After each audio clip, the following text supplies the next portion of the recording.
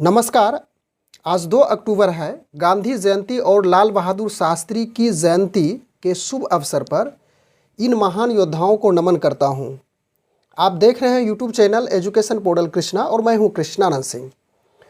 पुनः इस वीडियो के माध्यम से बिहार बोर्ड के लिए भौतिकी से जो हम लोग एक संततता बरकरार रखे थे, 2 अध्याय तक जो महत्वपूर्ण प्रश्न था उसको हम लोग देख चुके हैं। भौतिकी से रिलेटेड है। आगामी परीक्षा के लिए ये संभावित अर्थात एक प्रकार का सजेशन टाइप का क्वेश्चन है। इस वीडियो में अध्याय 3 मानव नेत्र वायुमंडलीय अपवर्तन और वर्ण विक्षेपण से संबंधित कुल मिलाकर के 4 प्रश्नों का संग्रह किया गया है।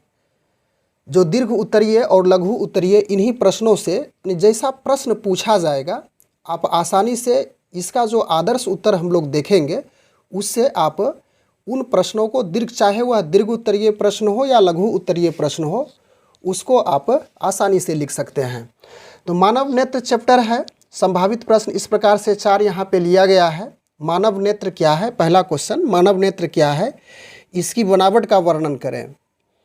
उसके बाद दूसरा प्रश्न है समंजन क्षमता, दृष्टिपरास तथा स्पष्ट दर्शन की न्यूनतम दूरी क्या है। इसकी परिभाषा आपको लिखनी है, यानी कि इसके बारे में स्पष्ट करना है। उसके बाद तीसरा प्रश्न है दृष्टि दोष क्या है, इसके प्रकार तथा उपचार का वर्णन करने के लिए पूछा गया है। और चौथा प्रश्न है प्रकाश का वर्ण विक्षेपण तथा स्पेक्ट्रम क्या है। तो एक एक करके इन सभी प्रश्नों का हम लोग आदर्श उत्तर देखने का प्रयास करते हैं। और यदि आप इन प्रश्नों को पढ़ करके परीक्षा के लिए तैयार होते हैं तो इसमें दीर्घ उत्तरीय और लघु उत्तरीय दोनों प्रकार के प्रश्न को आप आसानी से सॉल्व कर सकते हैं। तो पहला प्रश्न का हम लोग आदर्श उत्तर देखते हैं। पहला था कि मानव नेत्र क्या है, इसकी बनावट का वर्णन करें। तो मानव नेत्र, तो सबसे पहले आपको इस प्रकार से चित्र बना लेना है। बहुत आसान चित्र है, इसे आप यदि 1-2 बार प्रैक्टिस करेंगे बनाने का तो धीरे धीरे अच्छी तरह से यह चित्र बनाने के लिए आप तैयार हो जाएंगे। तो इस पार्ट को देखिए, यह जो भाग है ये नामांकित चित्र है। सिलियरी मांसपेशियां है यह, इस भाग को सिलियरी मांसपेशियां कहेंगे। उसके बाद सबसे बाहरी भाग, यह जो गोलक, आँख का जो गोलक है, सबसे बाहरी भाग श्वेत पटल कहा जाता है, अंग्रेजी में स्क्लेरोटिक। इसके बाद यह जो भाग है इसके अंदर का यह जो वाइट भाग देख रहे हैं, शेडेड के बाद जो उजला वाला भाग है यह कोराइड कहलाता है। उसके बाद यह जो शेडेड भाग है इसके अंदर का भाग, यहाँ पे इस भाग को देखिए, यह दृष्टि पटल यानी कि रेटिना के रूप में जाना जाता है। अब बाएं साइड में आते हैं, यह जो भाग है ये वाला भाग, यह पुतली कहलाती है। उसके बाद नेत्र लेंस यही है, इसी जगह पुतली होती है नेत्र लेंस में। उसके बाद कॉर्निया, यह आगे का भाग जो उभरा हुआ है। आइरिस इस भाग को कहेंगे। ये दोनों भाग में इस प्रकार से होता है, यह भाग और यह भाग दोनों आइरिस कहलाएगा। तो मानव नेत्र क्या है, इसको इस प्रकार से आप लिखेंगे परीक्षा में। मानव नेत्र एक प्रकृति प्रदत्त प्रकाशीय यंत्र है, यानी मानव नेत्र एक प्रकृति प्रदत्त प्रकाशीय यंत्र है जिसकी सहायता से देखने का काम होता है। बहुत सरल और संक्षिप्त रूप से इस वीडियो को तैयार किया गया है, जो कि आपको याद करने में ज़्यादा मशक्क़त करने की आवश्यकता नहीं है। यानी मानव नेत्र एक प्रकृति प्रदत्त प्रकाशीय यंत्र है जिसकी सहायता से देखने का काम होता है। तो यह तो हो गया कि मानव नेत्र क्या है, इसको आप इस प्रकार से लिख देंगे। उसके बाद इसकी बनावट का भी हमें वर्णन करना है। तो बनावट के लिए हम लोग यहाँ से प्रारंभ करेंगे। तो ऊपर में जो आपने चित्र देखा, नामांकित चित्र है, उससे आपको बनावट लिखने में काफ़ी मदद मिलेगी। तो सबसे पहले प्रयास होना चाहिए कि उस चित्र को बनाने के लिए सीखेंगे, मानव नेत्र का चित्र बनाने के लिए सीखेंगे और नाम के साथ सीखेंगे। उसके बाद बनावट लिखना आसान हो जाएगा। तो आँख लगभग गोलीय होता है और यह जो गोलीय भाग होता है उसे ही नेत्र गोलक कहा जाता है। बाहरी परत को श्वेत पटल तथा अगला भाग कॉर्निया कहलाता है। जैसा कि हम लोग चित्र में देखे थे, बाहरी भाग यानी कि बाहरी परत है वह श्वेत पटल कहलाता है। तो श्वेत पटल देखिए यहाँ पे, यहाँ देखे थे श्वेत पटल। उसके बाद श्वेत पटल के बाद जो अगला भाग होगा वह कॉर्निया। कॉर्निया इस यहाँ पे देखिए, इस पार्ट में यह कॉर्निया आपका है। तो यदि इस चित्र को बनाने के लिए आप सीख गए हैं नामांकित नामकरण के साथ, तो बनावट को लिखना बहुत सुगम है। इसके बाद आगे है कोराइड, यानी कि कोराइड का जो पार्ट है आगे चल करके कोराइड दो भागों में विभक्त होता है, जो आइरिस तथा सिलियरी पेशियाँ कही जाती है। आँख में यानी कि एक उत्तल लेंस है जो नेत्र लेंस है, और इस नेत्र लेंस को स्फटिक लेंस कहा जाता है, कि यह कहलाता है। नेत्र लेंस की भीतरी परत दृष्टिपटल कहलाती है, जहाँ किसी भी वस्तु का वास्तविक प्रतिबिंब प्राप्त होता है। तो यह हो गया मानव नेत्र की बनावट। इसके बाद हम लोग अगला प्रश्न जो था दूसरा नंबर में, समंजन क्षमता, दृष्टिपरास तथा स्पष्ट दर्शन की न्यूनतम दूरी। अब इसका आदर्श उत्तर हम लोग यहाँ पे ढूंढेंगे। तो सबसे पहले समंजन क्षमता की परिभाषा हम लोग समझ लेते हैं।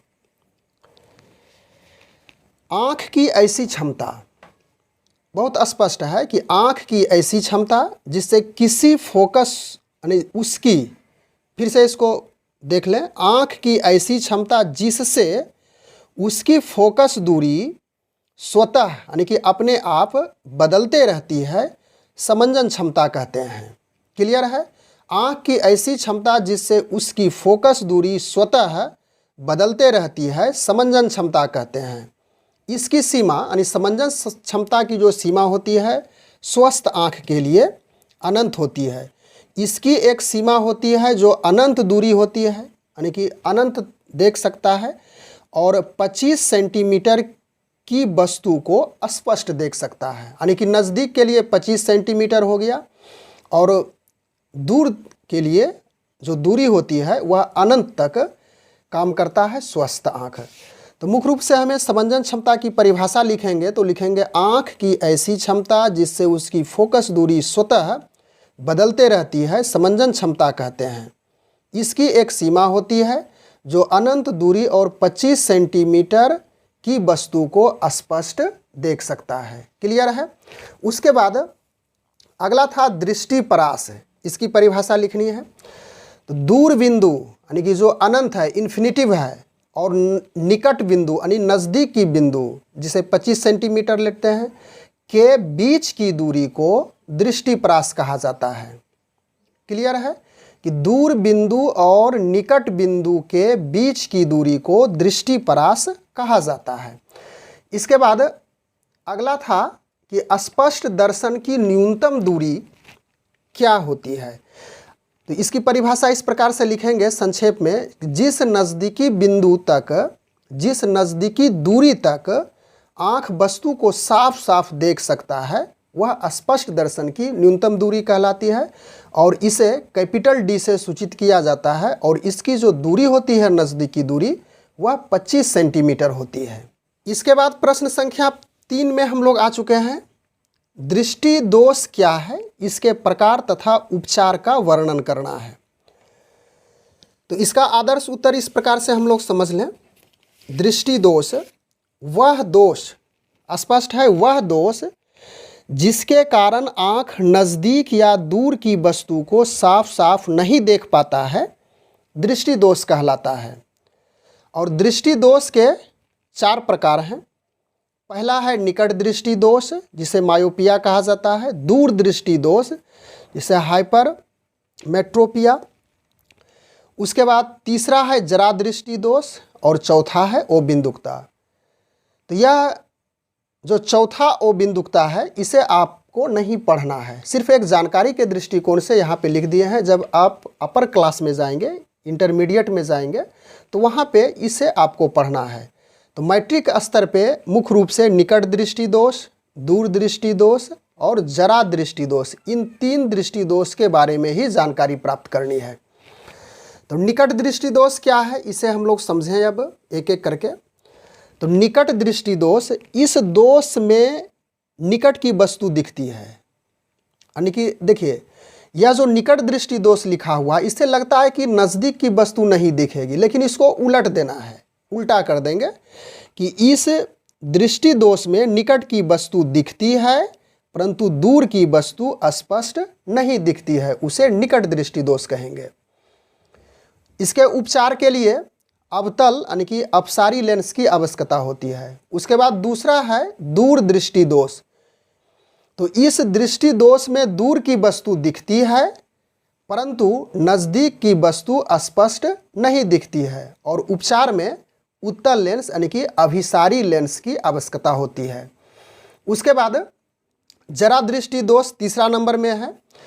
इस दृष्टि दोष में ना तो नज़दीक की वस्तु ना तो दूर की वस्तु स्पष्ट रूप से दिखती है और इसके उपचार के लिए बायोफोकल लेंस की आवश्यकता होती है। क्लियर है। उसके बाद हम लोग इस चैप्टर का अंतिम प्रश्न चौथा नंबर में पहुंच चुके हैं।